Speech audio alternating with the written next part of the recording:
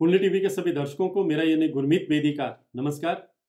हर व्यक्ति की यह जानने की इच्छा रहती है कि नया साल उनके लिए कैसा रहेगा, नए साल की बंद मुट्ठी में उनके लिए क्या है, नए साल में क्या खोएंगे, क्या पाएंगे, जीवन में क्या सुखद रहेगा, कहाँ दिक्कत रहेगी, उनकी इकोनॉमिक कंडीशन कैसी रहेगी, पारिवारिक जीवन कैसा रहेगा, प्रेम जीवन कैसा रहेगा, कैरियर में कौन सा मुकाम हासिल होगा, बिजनेस कैसा चलेगा, नौकरी लगेगी या नहीं, प्रमोशन होगी या नहीं, परिवार में खुशियों के पल कब आएंगे, यानी तरह तरह के सवाल जो है वो जहन में उमड़ते घूमड़ते रहते हैं।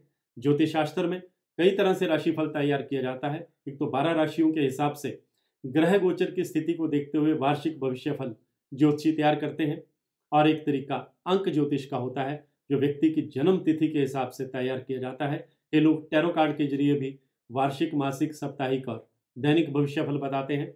कुंडली टीवी पर मैं सभी 12 राशियों का भविष्यफल अपनी पहली पोस्टों के जरिए प्रस्तुत कर चुका हूं, और अब अंक ज्योतिष के हिसाब से आपको बता रहा हूं कि नया साल आपके लिए क्या सौगातें लेकर के आ रहा है और किन क्षेत्रों में आपको चुनौतियां मिलने वाली हैं। लेकिन इससे पहले मैं कुंडली टीवी के दर्शकों को यह बताना चाहूंगा कि अंक ज्योतिष यानी न्यूमरोलॉजी आखिर है क्या, और अंक हमारे जीवन को किस तरह से प्रभावित करते हैं। अंक ज्योतिष भी एक प्राचीन विज्ञान है जो हमारे जीवन में हमारे भाग्य, अवसर और चुनौतियों के बारे में बताता है। अंक ज्योतिष में अंकों का ही महत्व है, क्योंकि अंक जो है हमारे जीवन के सभी पहलुओं से जुड़े हुए हैं। जिस तरह जन्म जो कुंडली है ग्रहों का प्रभाव उसमें कार्य करता है, उसी प्रकार अंक ज्योतिष में अंकों की भूमिका जो है वो बहुत महत्वपूर्ण रहती है। अंकों का प्रभाव सभी लोगों पर समान रूप से नहीं पड़ता, बल्कि सभी अपने अंकों के अनुसार अलग अलग रूप से प्रभावित होते हैं। यही वजह है कि कोई एक साल किसी खास अंक के लोगों के लिए ज़्यादा सफलता लेकर आता है और किसी खास अंक के लोगों को ज़्यादा मेहनत की जरूरत पड़ती है। अंक ज्योतिष में किसी भी व्यक्ति की जन्म तारीख से प्राप्त होने वाले मूलांक के जरिए आप उसकी खूबियां, कमियां, आदतें सब जान सकते हैं। इनमें 1 से लेकर के 9 अंकों का विशेष महत्व होता है। इन 9 अंकों का संबंध 9 ग्रहों से होता है। प्रत्येक नंबर किसी न किसी ग्रह से जुड़ा है। जैसे अंक 1 सूर्य का, अंक 2 चंद्रमा का, अंक 3 बृहस्पति का, अंक 4 राहु का, अंक 5 बुध का, अंक 6 शुक्र का, अंक 7 केतु का, अंक 8 शनि का, और अंक 9 मंगल का प्रतिनिधित्व करता है। यानी अंक ज्योतिष में 1 से 9 तक के अंक को शामिल किया गया है। इसमें शून्य को यानी 0 को शामिल नहीं किया गया है। मैं कुंडली टीवी के दर्शकों को बताना चाहूंगा कि अंक ज्योतिष के मुताबिक जो है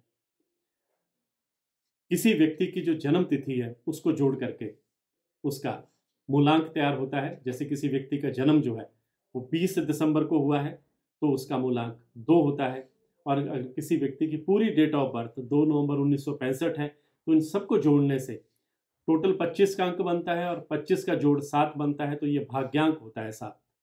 मैं कुंडली टीवी के दर्शकों को बताना चाहूंगा कि अंक ज्योतिष के मुताबिक मूलांक और भाग्यांक ये स्थिर होते हैं, इसमें परिवर्तन संभव नहीं, क्योंकि किसी भी तरीके से किसी व्यक्ति की जन्म तारीख को बदला नहीं जा सकता।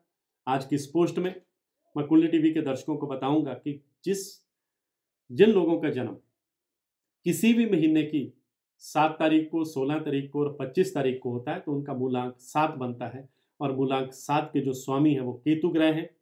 7 अंक वाले स्वभाव से थोड़ा एकांत और शोध प्रिय होते हैं, रिसर्च करने वाले होते हैं, ये अक्सर समाज में बदलाव लाने की क्षमता रखने वाले होते हैं, कल्पनाशील विचारों के धनी होते हैं। ऐसे लोगों का धर्म और अध्यात्म के क्षेत्र में खूब मन रमता है। इनमें एक खूबी होती है कि सामने वाले के मन की बात आसानी से जान लेते हैं। 7 अंक वाले जिस भी चीज में रुचि लेते हैं उसमें ये पूरी प्रवीणता हासिल करके ही मानते हैं। अमूमन इन्हें एकाकी जीवन जीना पसंद नहीं आता, ये चीज़ों को जानने की जिज्ञासा रखते हैं और उसमें गहराई तक जाते हैं। ये अधिक मजाक पसंद नहीं करते, छिछोरापन ये बर्दाश्त नहीं करते।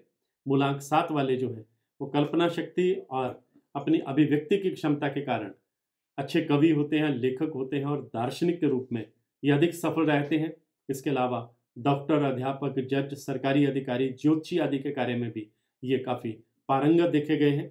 यदि विवाह या प्रेम संबंधों की बात की जाए तो इस अंक से प्रभावित व्यक्ति के प्रेम संबंध अधिक स्टेबिलिटी नहीं रहती, स्थायी नहीं रहते, लेकिन क्योंकि इसमें उनकी गंभीर प्रवृत्ति जो है वो आड़े आती है। ये प्रेम का दिखावा तो नहीं करते, लेकिन इनके भीतर खूब प्रेम होता है। इनका वैवाहिक जीवन प्राय सुखी रहता है।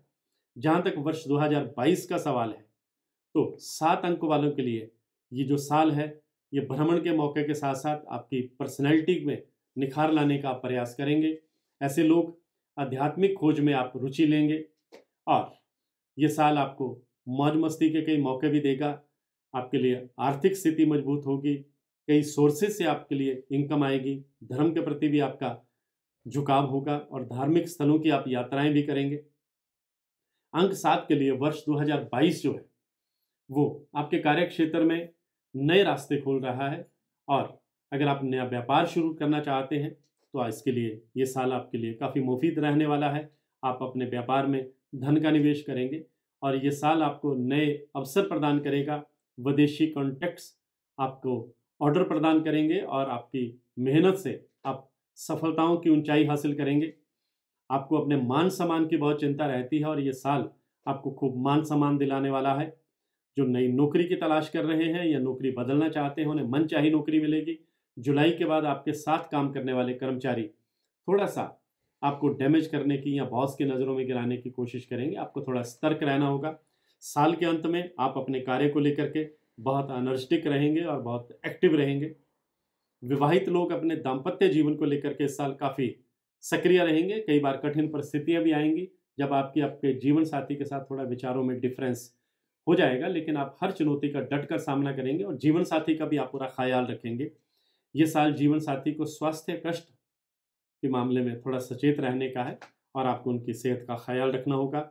नौकरी करने वालों को साल की शुरुआत में कोई बड़ा प्रमोशन मिल सकता है और यदि आप इसके लिए प्रयासरत हैं तो इस समय का भरपूर लाभ उठाएं। लेकिन कुछ आपके विरुद्ध इस दौरान आपके खिलाफ कोई षड्यंत्र भी रच सकते हैं, इसलिए बेहद सावधान रहें वरना मानहानि हो सकती है। ये साल आपको नौकरी में सफलता दिलाएगा। व्यापारी वर्ग के लिए थोड़ा संभल कर रहना होगा।